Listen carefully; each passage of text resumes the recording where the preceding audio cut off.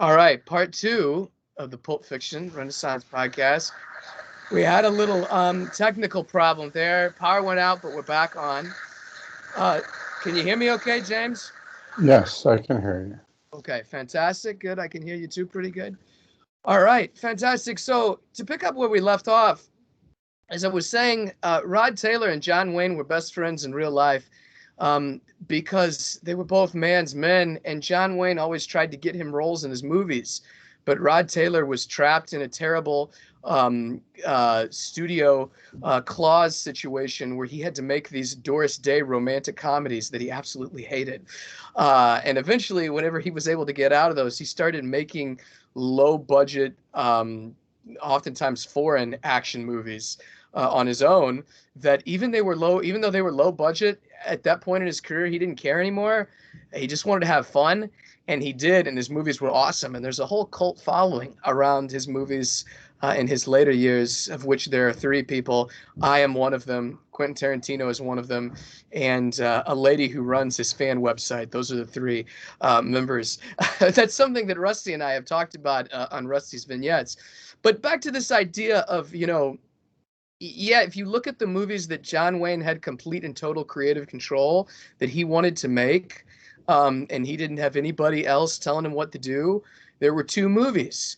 One of them was The Alamo, and the other one was The Green Berets. And what were those movies about? It's about John Wayne as an Aryan war chief taking out an Aryan band into some exotic location to fight some slave-driven hive mind army, whether that was Santa Anna, his Mexican army, or the Viet Cong in Green Berets. That's what he wanted to do. Of his movies, those are the least played on TV. Those were the most lampooned by critics, but those were also some of his highest grossing movies and the ones he liked making most. And his favorite movie that he made of all time was a movie called Wake of the Red Witch, which was a Pulp Fiction Oriental Sea story where he was a captain I and he liked dies that. at the end. I liked that movie a lot. Yeah, Yeah. I saw it like 40 years ago. Like black and He, white, I believe. and he even named his production company Bat Jack Productions after the name of the ship in that movie. So, you have these. If we also look at too, you know, the medium in which these things are presented, most people's exposure to John Wayne, say on Thanksgiving or Christmas, Turner Classic Movies will play, Sons of Katie Elder or El Dorado or Rio Bravo, and that's it. If you're really lucky, you'll get the Shootist you'll get the Shootist and you'll get the Searchers, and you'll get Man Who Shot Liberty Valance. And I really like those two. Those are both really good in terms of asking what is the heroic ideal. And Man Who Shot Liberty Valance is all about that. That's the whole point of that movie. But, so like anything, this goes back to the original point of you have to have depth in any kind of topic. You have to understand what's underneath the iceberg, the glacier that's underneath it. And you really just can't you cannot only consume what you are spoon fed. Does that make sense?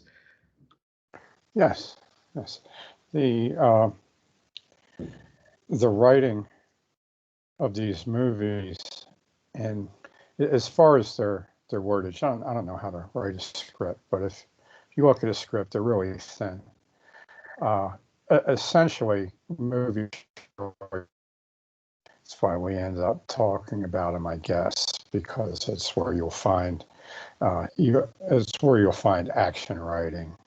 It's in movies, and the length of a movie script is going to be in line with the length of the story that you would have sold to a fiction magazine. Yes. Yeah, 100%. Which leads me back to the original point we made in the first podcast, this theme of Aryans conquering Anatolian farmers. Now, and can you hear me okay? It looks like it kind of froze up a little bit. I want to make sure we're on wire. Hold on. Sounds pretty good. Hold on. Yeah. Okay. All right. Fantastic. When this idea of Aryans fighting Anatolian farmers, conquering them, ruling over them. A few interesting things come to mind. In Sons of Arius, you wrote this situation where you discuss this historical pattern where the Aryans come in, take over the Anatolian farmers in the river basin, and they operate as these kind of noble warlords, and then they'll use Anatolian farmer peasants as levies, peasant soldiers like in the Middle Ages, to go and then fight these Cro-Magna or Neanderthal insurgents hiding in the woods. You see this repeatedly a lot, but the first place I witnessed this after I'd read this idea, I was watching Zulu, which is one of my favorites. Now, I had not seen Zulu with Michael Caine probably since I was about 12 years old. So that's been a good solid like 13 years. And I was watching it, and what was interesting is you have these, who are the commanders? Michael Caine, Stanley Baker, you have like an Afrikaner guy in there, and they're these tall, big, blonde Viking Nordic giants. And then everybody else are these short, little 5 foot tall, kind of brown Welsh guys. And this is the physiognomy that is described in all of these works of these Nordic giant rulers and these like basically scaled down and kind of darker versions in the Anatolian farmers. And they all fight together against the Zulus, who are kind of representative of this these kind of Cro-Magna or Neanderthal element. They're fighting in a very similar way. And you see this kind of pattern playing out on the screen. And I thought, wow, son of the gun, that's really, really interesting. The next place I noticed it was in my reading of John Carter and the Princess of Mars. John Carter is obviously, he is this great fighting Nordic man who can trace his ancestry all the way back to the Anglo-Saxons, way back hundreds of years. He shows up on Mars and he finds the Red Martians. And what are the Red Martians but this Mother Gaia group of Anatolian farmers? Their worship is of the Princess of Mars. They look a lot like him, but they're described as being almost red or copper or brown in tone, whereas he is lighter. And he relies more on physical strength more. And there's a few reasons for that in the book, but it's a similar theme. And then you have the Tharks, the green, 8 foot tall, 8-armed Tharks, who are representative of this Cro-Magna Neanderthal element. So you see that there again. You can look at this in any kind of Western where you have the sod buster, pioneers working the land, and then somebody like Hondo or outlaw Josie Wales comes in, and then they're fighting these, hit and run Indians or bandits or whatever. So this seems to be kind of a monomyth, if you will, that once I saw it in your history book, The Sons of Arius, I couldn't unsee it. And I said, oh my gosh, this is the mythic depth you've really got to have to make all of these stories work. What is your take on that? Well, the reason why I titled it Sons of Arius was based on the introduction to the Conan character and the saga that Robert E. Howard wrote, not in the chronological order of the character's career, but beginning towards the end, where it says between the time when the oceans drank into Atlantis and the rise of the Sons of Arius, there was a time undreamed. I think that's how it went. But it was comical to me that what this young man in his 20s slapped together, a fantasy world that's basically an overlay of Europe that's set 20,000 years before there was supposed to be a civilization there, that this made more historic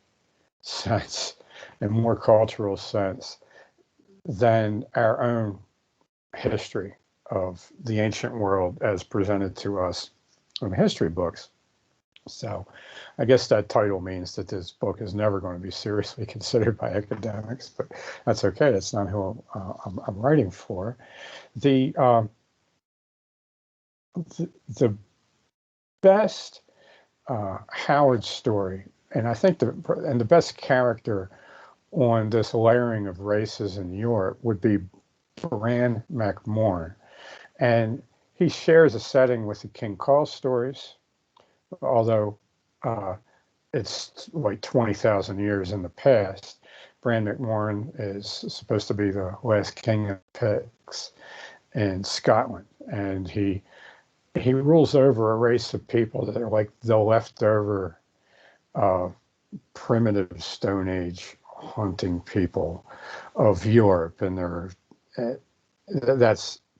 that was Howard's fictional take on the Picts. He didn't do the historic Picts, even though he named Bran after an actual historic king, who I think was one of the last kings that was killed fighting the Norse. And he carries this further forward with these stay behind, short, squatty savages fighting Vikings in the Cormac MacArt stories, which is also set during the Dark Ages. And there's the best story, possibly the best story that he wrote, was titled Worms of the Earth.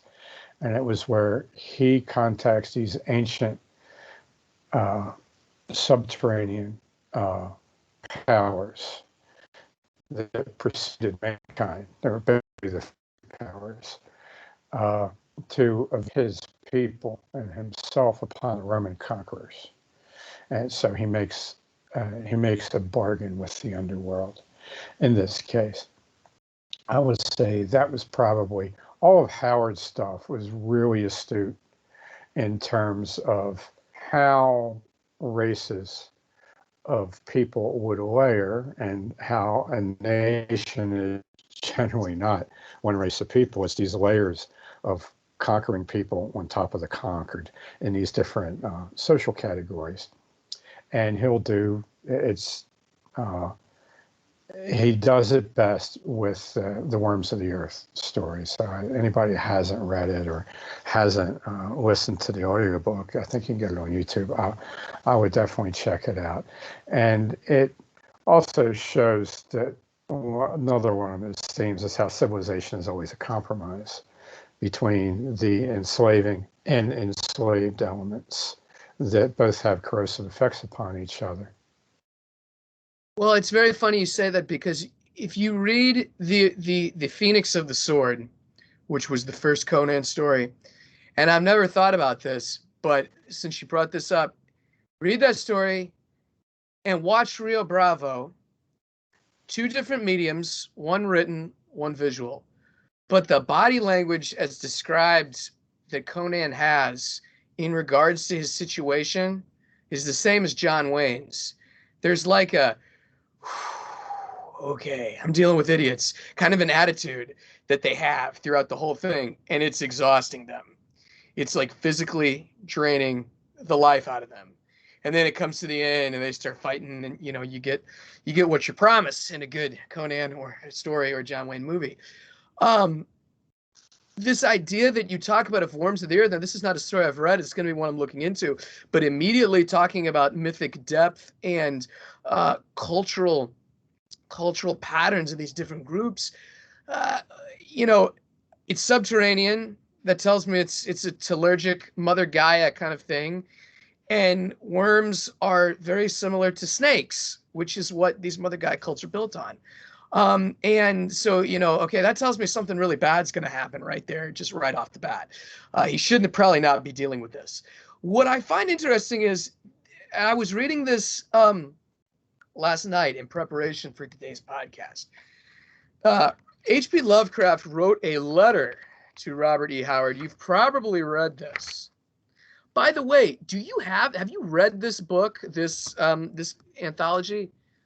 I read some of the letters on their own in print and online, just a couple of them. That book was lent to me by a friend in New Jersey this year, right when my eyes started to blow up, and I just I don't read anything anymore unless it's in giant print. I pretty much switched to audiobooks, and I can't read magazines anymore. And only stuff will actually read uh,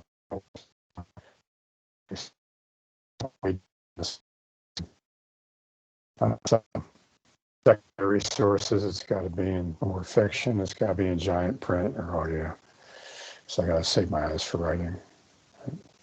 And I did, a nice lady, optometrist, did set me up with these specialized screen glasses. She said part of my problem was I had the wrong glasses. So. It does help whenever you have the right equipment and training. Well, I'm going to read this selection to you that Robert E. Howard, excuse me, that HP Lovecraft wrote to Robert E. Howard, okay? So Robert E. Howard had been talking about all of these different groups that he had been researching in the Celtics and the Picts and the ancient origins of the Irish. So this letter by H.P. Lovecraft was in a response to this.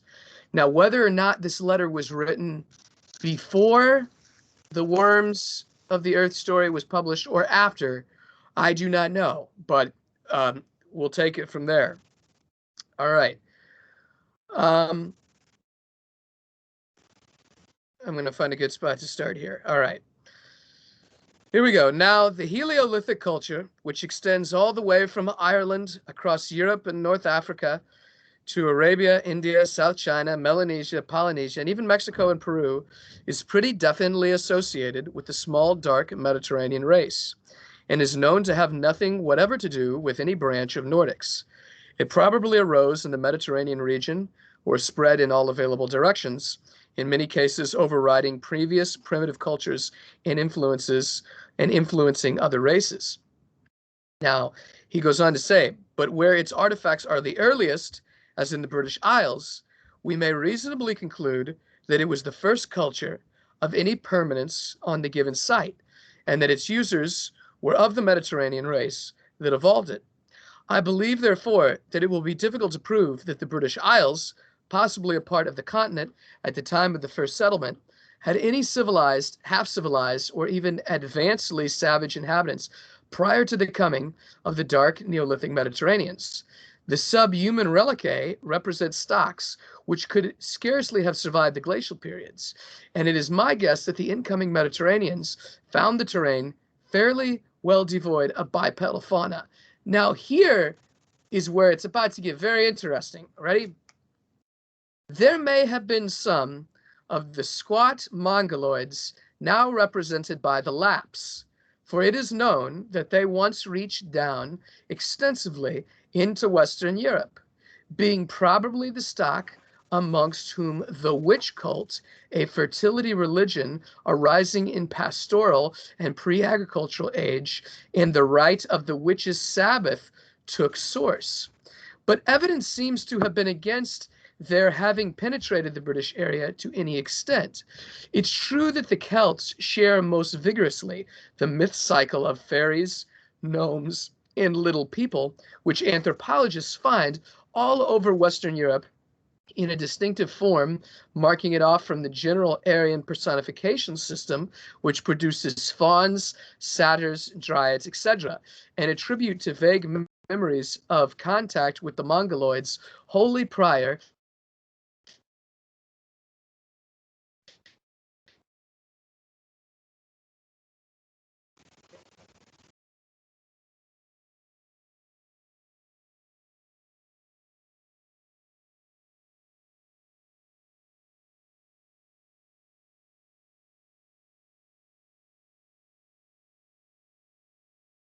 the myths, for such myths invariably share with the parallel continental myths the specific features or tracks of these features of having the little people essentially repulsive and monstrous, subterraneous in their habitats and dwelling, and given to a queer kind of hissing discourse. Now, this kind of thing does not apply to Mediterraneans who are not abnormal or repulsive from the Nordic standpoint, being very similar in features, who did not live underground, and whose language, possibly of a lost branch, but conceivably Proto-Hamitic, Hamitic, or even Semitic, could scarcely have suggested hissing. The inevitable probability is that all the Nordics met with this old Mongoloid stock at a very early date when it shared the continent with the northward spreading Mediterraneans and with the remnants of other Paleolithic and Neolithic races now lost to history, and that after the ensuing conquest, the defeating Mongoloids took deep woods and caves and survived for a long time as malignantly vindictive foes of their huge blonde conquerors, carrying on a guerrilla harassing and sinking so low in the anthropological scale that they became bywords of dread and repulsion. The memories of these beings could not but be very strong among Nordics, as well as among such Mediterraneans and Alpines as they have encountered them, so that a fixed body of legend was produced to be carried about wherever Celtic or Teutonic tribes might wander.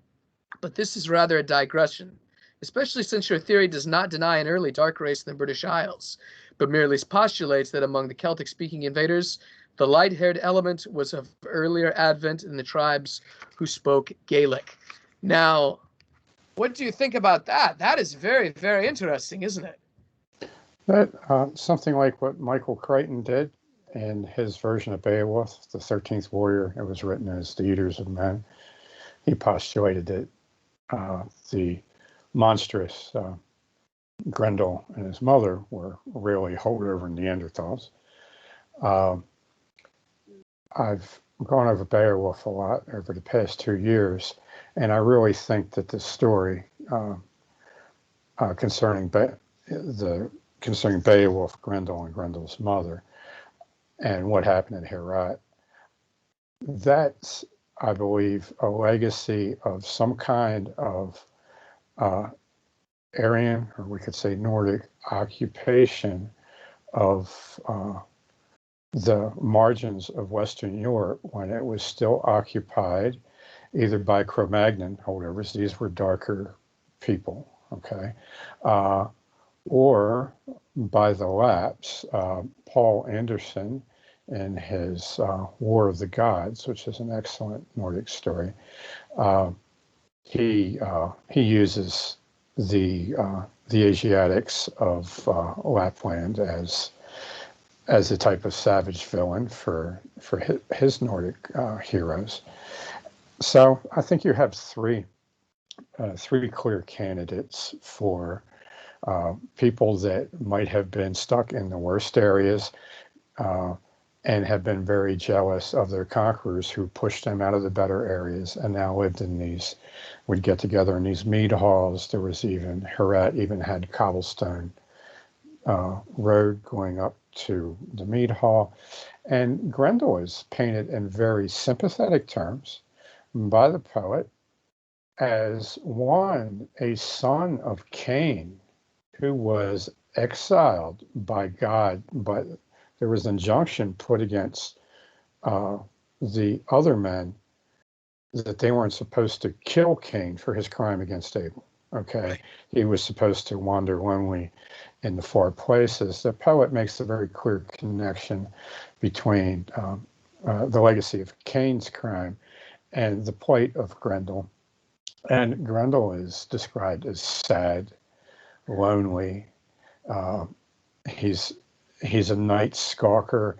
This sounds like an insurgency. This sounds like this could have been the frontier in America, where you had people living in towns and garrison houses on land that they had taken from the Indians, and the Indians are now out in the woods, living in the second tier or third tier territories. And then that's just really the sense I get of Beowulf, that it's possibly a gemisch or a melding of different legends about holdover people living in the swamps and the forests. That's a very good point. In a book which I have on my shelf, its name escapes me. It was the first book in the trilogy that ended with Gunfighter Nation by Richard Slotkin. It was written in 1972. And the thesis, which you have addressed in many of your Plantation America works, is very similar, where you have these Indians that, being that this book was written in 1972, they want to paint the American Indians as being this kind of Mother Earth kind of cult living in the woods, doing very Dionysian kind of things. And then he was very mythic in his historic portrayal of that. And then you have, these Nordic guys coming in from the West. This was kind of how he presented this in his initial work. Of course, being in 1972, that was a really exciting thing, even if it wasn't 100% historically accurate. And that's an argument that if we could get James Lafond and Richard Slotkin like on a podcast, that would be like just, oh my gosh, it'd be interesting to see, because this guy, he teaches at Southern Illinois University, SIU University, and he's got to be getting pretty old. But he'd be very interesting to see you guys discuss a lot of these topics on early America, because that's your specialty. But this insurgency situation, you see this also in, I had gotten kind of tired of my normal CD rotation in the car between Taylor Swift, the Rolling Stones, and Frank Sinatra. So I got some classical CDs, and I got some Tchaikovsky and some Wagner. And now, of course, my European friends will say, oh, you're butchering those pronunciations. It's Tchaikovsky. Oh, Wagner. I don't know. But it's interesting listening to, and I never really sat down and listened to any of the Wagner stuff before. So I was sitting down and listening to it. And, I understood he was very influenced by the ancient Germanic myths.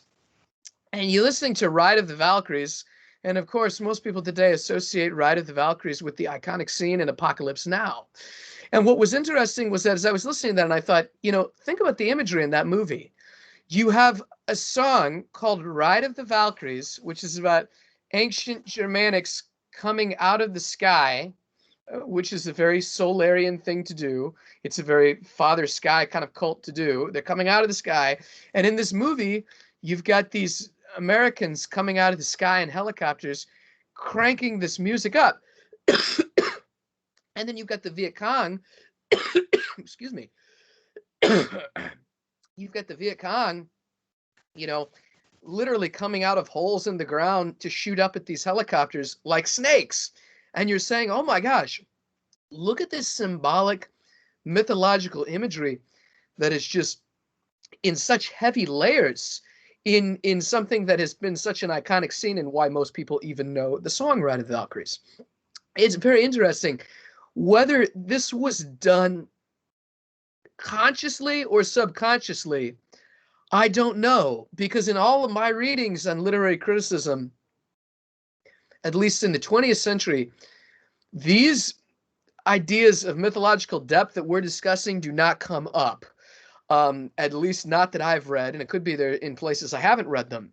So my question is, do these filmmakers, when they're making these things, do they consciously know that they're drawing from this mythological and historical storehouse from primordial beginnings of time? Or is it just something subconscious that it just happens to work out that way?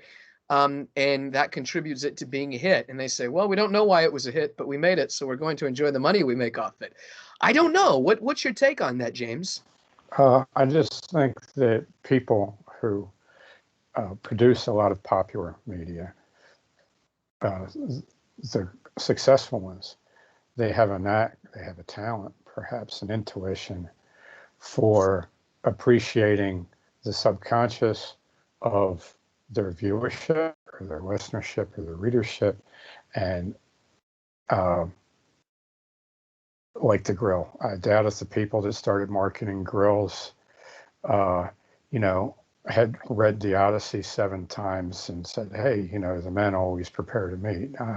It was probably like, well, guys do like to go out camping, and, since they're working a lot more now and you can't get away to the mountains, it's so far away now, we'll let them have like a little camping experience in the yard. So I think you're probably just you're talking about intuition and talent for, there's some people like, some successful people that just when they're speaking, they'll be keeping an eye on people, and they'll kind of know that they're having a positive or negative effect on a sampling of people that they glance at when they're talking. And then you could see them start to edit and go towards the popular route. So I just think it's something as simple as that. Now, what you were talking about with the cultural depths, I guess I've called it layering,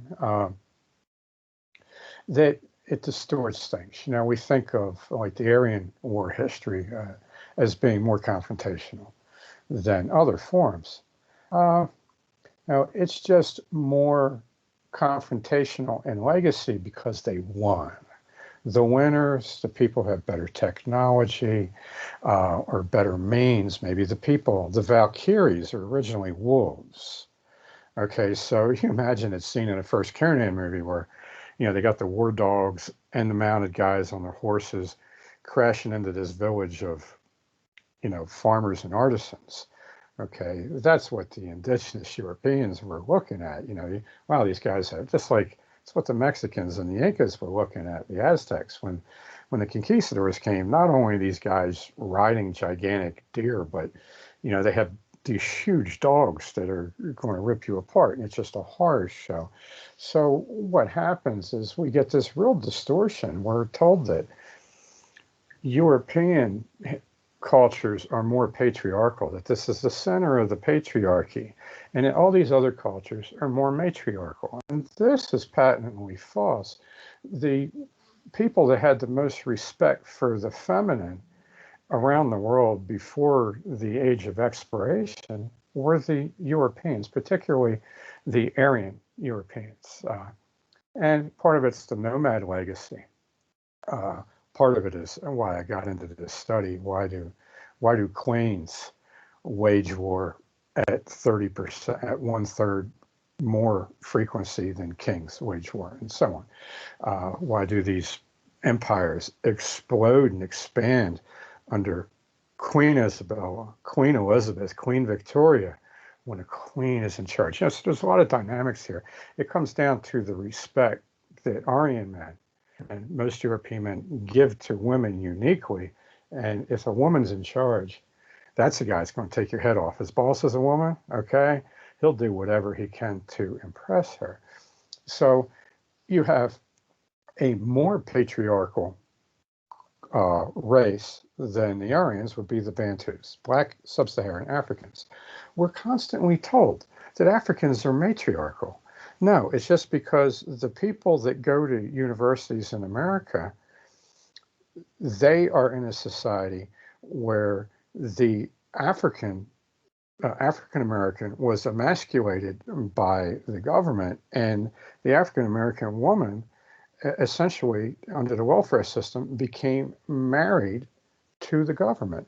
Just like before in the plantation area, she was literally the unofficial wife, the common law harem wife of the slave master. Okay, so you just have people thinking that African Americans are matriarchal because the dominant culture that ran the government basically took the place, and instead of doing what the ancient Aryans did and killed all of the Anatolian men, okay, and then just married their wives and daughters, what the United States did, what modern civilizations did, it was they just took the African man out of the equation. They shunted him aside, and they just focused on the government's relationship with the woman, which is how you manage a subservient population. The Native Americans, when the French got here, they were having Viking-style battles with wooden breastplates, wooden shields, and axes and war clubs. And then it wasn't, I think it was Champlain, one of the early French explorers, the second guy that shows up. This is still in the 1500s. He takes the side of the Hurons against the Iroquois, and the Iroquois get slaughtered. And they don't forget, for 200 years, they fight the Canadians, okay? They fight the French. They hate them. They were the only people that really stuck with the English, and they ended up marrying a lot of their daughters into a lot of British families because they weren't, wow, we can't do close order combat with axes and shields when these guys now have these muskets, these thundersticks.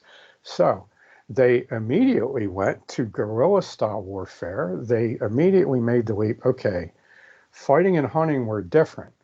Now they have to be the same because of this new weapon technology. And they leapt clear ahead of all of the European militaries as far as how you used a firearm in combat, to the point where they end up training European light infantry who become cadres who train other European light infantry in tactics, predominantly using rifles in the more open lands in Europe. If you look at Sharp's rifles, Sean Bean played an excellent part in a British TV series about the Peninsula War between Wellington and Messina.